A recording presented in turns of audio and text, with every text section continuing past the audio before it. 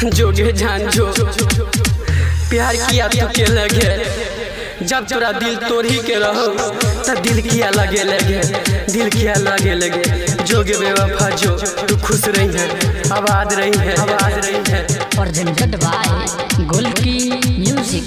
जोगे जान जो जो धोखा तो देले गे हमरा दिल पर चाकू चलेला। जोगे जान हर जाई तू बन को कसाई, हमरा प्यार के मजाक में उड़ेला। जोगे जान जो जो धोखा तो देले गे हमरा दिल पर चाकू चलेला। जोगे जान हर जाई तू बन को कसाई, हमरा प्यार के मजाक में उड़ेला। जोगे जान जो जो धोखा तो देले। रूपम रिकॉर्डिंग स्टूडियो जीवा चौक मधुबनी।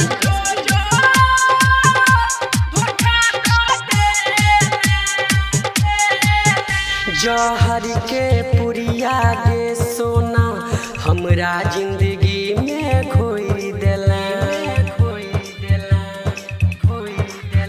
अपने तू तो गे सबैर गेला, हमरा बिछड़ा हम छोड़ देला। जहर के पुरिया गे सोना हमरा जिंदगी में घोरी देला। केलो कौन हम कसूर, हमरा केले मजबूर से एहन सजा तू देला। जोगे जान जो जो धोखा तो देले गे हमरा दिल पर चाकू चलेला। मिक्स बाय रूपम सिंह। जोगे जान जो जो धोखा तो देले। तोरा भूल के खातिर हम पियै छियै शराब गे। हमरा किए धोखा देले पूछै छियौ दे जवाब गे। तोरा भूल के खातिर हम पियै छियै शराब गे।